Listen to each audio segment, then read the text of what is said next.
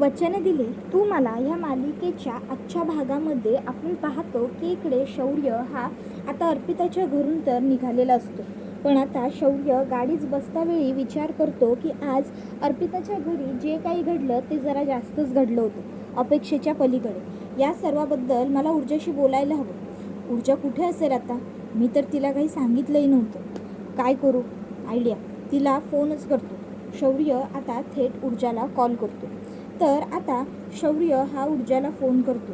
ऊर्जासुद्धा इकडे बसलेली असते आणि तीसुद्धा शौर्याचाच विचार करत असते. आता शौर्याचा फोन बघून ऊर्जा खूप जास्त खुश होऊन जाते. पण पुढच्या क्षणी आता ती शांतपणे फोन उचलते आणि म्हणते बोल. त्यावेळी शौर्य म्हणतो ऊर्जा मी बोलतोय शौर्य. त्यावर ऊर्जा म्हणते हो, नंबर सेव्ह आहे तुझा, बोल. त्यावेळी शौर्य म्हणतो ऊर्जा काय झालं, तू असं का बोलतेस? त्यावर ऊर्जा म्हणते कुठे आहेस तू? त्यावर शौर्य म्हणतो मी कुठे असणार आहे ऊर्जा, मी कोर्टात. त्यावर ऊर्जा म्हणते शौर्य कोर्टात नाही आहेस तू, समजलं? त्याबरोबर शौर्य म्हणतो हो तेच, अगं मी म्हटलं होतं ना शिर्केंकडे आलो आहे. ॲक्च्युली डॅडचं थोडं काम होतं तर त्यासाठी मी शिर्केंकडे आलो. ऊर्जा म्हणते हो, काय काम असणार आहे तुझ्या डॅडचं? सांगितलं असशील ना त्या दोघांनाही की माझा विक्रांत आणि पद्माच्या लग्नाबद्दलचा काय प्लॅन आहे तो. त्याबरोबर शौर्य म्हणत असतो ऊर्जा तू काय बोलतेस, तुला तरी कळतंय का? ऊर्जा म्हणते हो, मला अगदी व्यवस्थित कळतंय मी काय बोलतेय ते. म्हणूनच गेला असशील ना तिकडे, माझा सगळा प्लॅन सांगितला असशील त्यांना, कारण तुला यावेळी मी चुकीची वाटतेय, बरोबर ना? त्यावर शौर्य म्हणतो एक मिनिट ऊर्जा, तू चुकीची वाटतेस किंवा तू बरोबर वाटतेस की नाही यासाठी मी माझ्या डॅडना आणि त्या शिर्केना तुझा प्लॅन सांगेन असं वाटतंय का तुला? हे बघ ऊर्जा, मी असं काहीही केलेलं नाही आहे, समजलं ना? त्याबरोबर ऊर्जा म्हणते शौर्य तुला मी हे जे काही करते ते आवडत नाही आहे, म्हणून तुला माझं तोंडही बघण्याची इच्छा नाही आहे ना, बरोबर बोलते ना मी? त्यावर मग शौर्य हा ऊर्जाला म्हणत असतो ऊर्जा असं काहीही नाही आहे, आणि मग तसं असेल तर तुझंही तेच आहे की तुलाही माझं तोंड बघायची इच्छा नाही आहे. ऊर्जा म्हणते शौर्य तू माझ्याशिवाय एकटा एवढा वेळ राहिलास कसा? शिर्केंच्या घरी गेलास, काल तू मला याबद्दल काहीही सांगितलं नव्हतंस का? तुला मला सांगायचंच नव्हतं ना काही, म्हणूनच ना?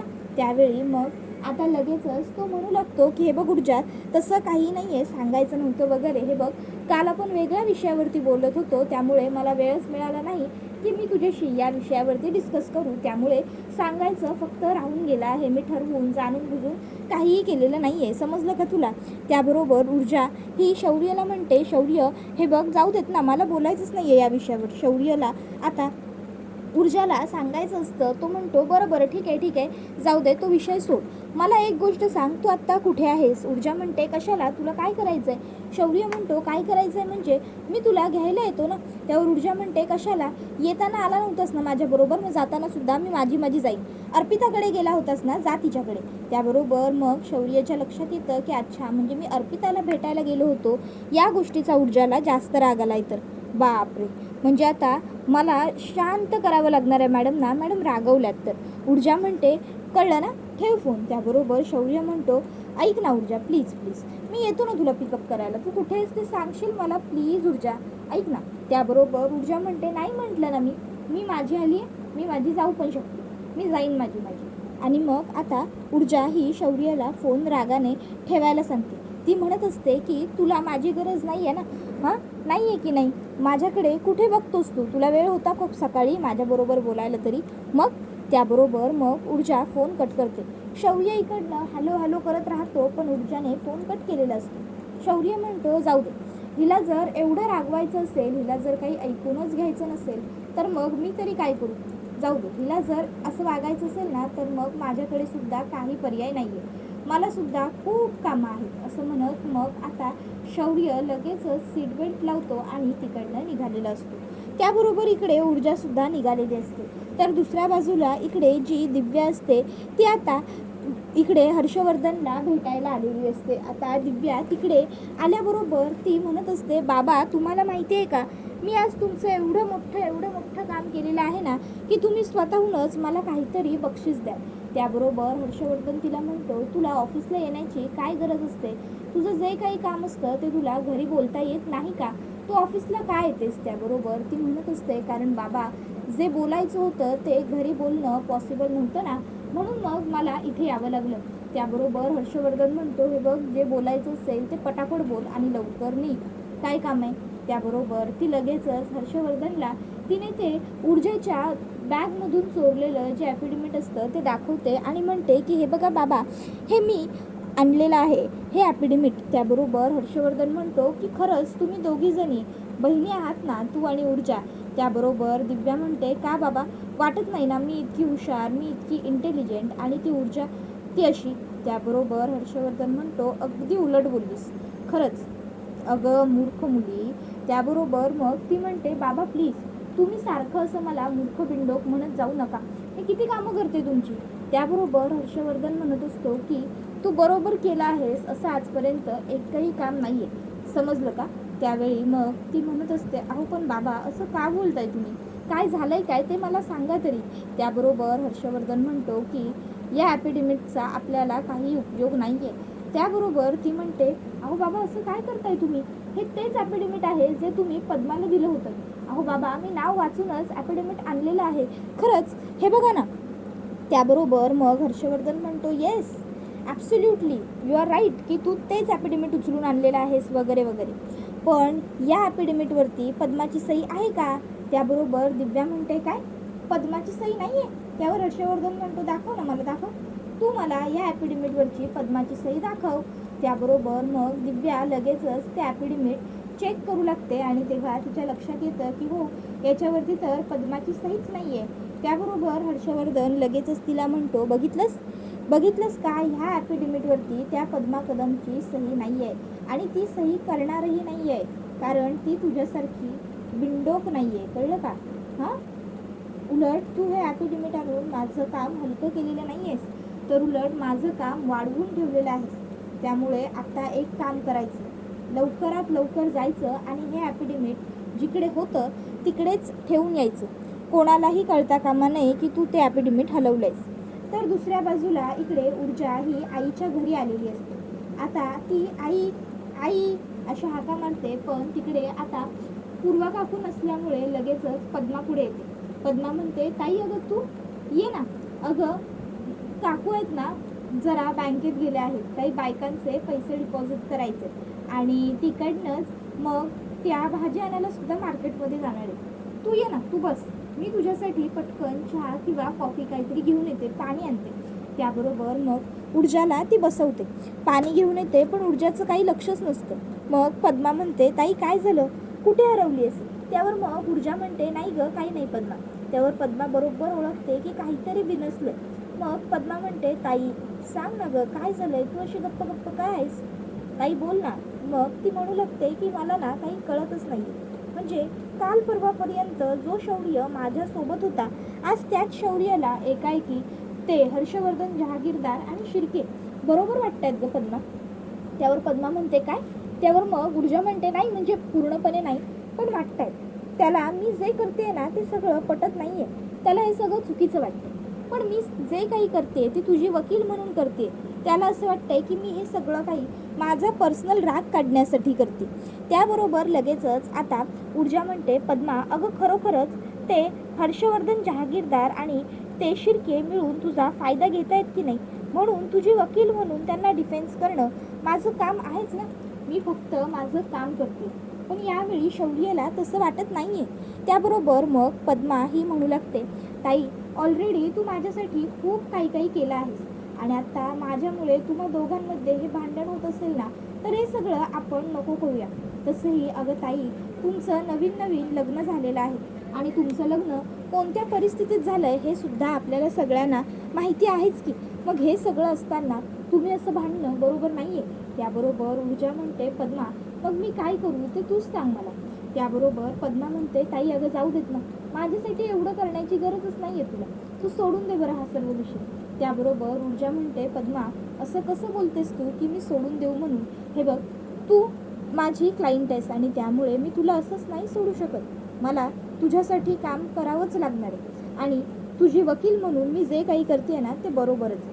तर दुसऱ्या बाजूला इकडे आता शिर्के आणि विक्रांत हे दोघंही जण हर्षवर्धनच्या ऑफिसला आलेले असतात आणि मग आता शिर्के म्हणत असतात की एकदमच भारी हवा होऊन गेलेली लग्नाची. हर्षवर्धन साहेब काय सांगू तुम्हाला, प्रेसमध्ये सुद्धा सगळ्यांना ही खबर पोचलेली आहे की आमच्या मुलाचंच म्हणजे विक्रांत शिर्केचं लग्न ठरवलेलं आहे. आणि त्याचबरोबर तुम्हाला हेही माहिती आहे का, सगळीकडे सध्या हीच विक्रांतच्या लग्नाची चर्चा व्हायरल होतीये.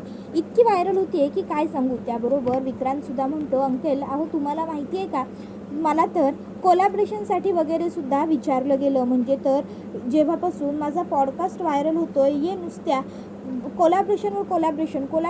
कोलॅबरेशनसाठी चौकशी करतायत लोक. म्हणजे कोणी कपड्यांच्या कोलॅबरेशनसाठी चौकशी करतंय, तर कोणी माझ्याकडे डेकोरेशनच्या कोलॅबरेशनसाठी चौकशी करतंय. त्याबरोबर शिर्के म्हणत असतात की हो, आणि आम्ही मीडियामध्ये सुद्धा ही बातमी पोहोचवलेली आहे. त्याबरोबर हर्षवर्धन म्हणतो, वा, एकंदरीत पाहता बघायला गेलं तर म्हणजे सगळीच हवा सुरू आहे तर लग्नाची. पण या हवेमध्ये वाहून जाऊ नका. या सगळ्यामध्ये आपल्याला काळजी घ्यायची आहे, आपल्याला सेफ राहायचं आहे, समजलं ना. आपल्याला व्यवस्थित आपला विचार करायचा आहे. त्यावर विक्रांतला आता कळत नाही की नेमकं हर्षवर्धनला काय सांगायचं आहे. विक्रांत विचारतो की म्हणजे नेमकं अंकल तुम्हाला काय वाटतंय काय. त्याबरोबर हर्षवर्धन त्याला सांगत असतो की त्या पद्माबरोबर आपण तुझं लग्न लावून देतोय, ती एक फक्त आणि फक्त फॉर्मॅलिटी आहे. त्यामुळे त्या मुलीच्या जीवाला काही होणार नाही याची काळजी घे. त्याबरोबर मग आता लगेचच विक्रांत म्हणतो, अंकल अहो तुम्हाला त्या पद्मासाठी एवढी काळजी कधीपासून आणि का वाटायला लागली. त्याबरोबर शिर्केसुद्धा म्हणत असतात की हो, नाही तर काय हो, सुनेच्या अशिलाबद्दल काळजी वाटते का तुम्हाला. त्यावर हर्षवर्धन म्हणत असतो की तसं काही नाही आहे. जर विक्रांतच्या सोबत लग्न होण्याआधी किंवा विक्रांतच्या सोबत लग्न झाल्यानंतर काहीही त्या मुलीला झालं ना, तर सगळ्यांची बोटं विक्रांतकडेच उचलली जाणार आहेत, हे मला माहिती आहे. आणि म्हणूनच मी ह्याला सांगतोय की तसं काहीही चुकीचं होणार नाही याची काळजी घे, समजलं का तुम्हाला. पुढे येत असलेला धोका तुम्हाला जरी दिसत नसला तरीही तो मला दिसतोय. आणि पुढे जाऊन काहीही अडचणी येऊ नये, काहीही त्रास होऊ नये ना, म्हणूनच मी हे सगळं सांगतोय, समजलं ना. त्याबरोबर मग शिर्के म्हणतात की बरं ठीक आहे, तुम्ही काही काळजी करू नका, ते सगळं तर होईलच. आता आपण लग्नाचा व्हेन्यू डिसाईड केला आहे तो. त्याबरोबर हर्षवर्धन म्हणतो, एक मिनिट शिर्के, लग्नाच्या व्हेन्यूकडे वगैरे आपण जाऊच, पण त्याआधी मी काय सांगतोय ते ऐकून घ्या. कुठल्याही परिस्थितीत काहीही झालं तरी लग्नाचा व्हेन्यू कुठे आहे काय आहे हे कोणालाही कळू द्यायचं नाही, अगदी पद्माला सुद्धा नाही. त्याबरोबर मग आता शिर्के म्हणतात, काय व्हेन्यूच कोणाला सांगायचं नाही. अहो मग ते पत्रकार, मीडिया आणि ती पद्मा सगळे कसे येतील तिथे. त्यावर मग आता हर्षवर्धन हा गप्प असतो. शिर्के म्हणतो, बोला ना, कसे येतील सगळे तिथपर्यंत.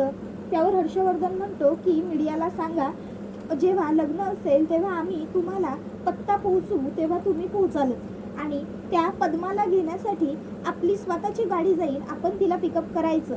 त्यामुळे तिकडे काहीही गोंधळ होणार नाही. पद्माच्याकडून एकही व्यक्ती लग्नाला नसेल, समजलं, कोणीच नसेल पद्माच्याकडचं लग्नाला. मला पुढे जाऊन काहीही रिस्क घ्यायची नाही आहे, मला पुढे जाऊन काहीही धोका नको आहे, म्हणून मी आत्तापासूनच एवढी तयारी करून ठेवतो. त्यावर लगेचच विक्रांत म्हणतो, अंकल अहो डोंट वरी, तुम्ही कशाला एवढी काळजी करताय.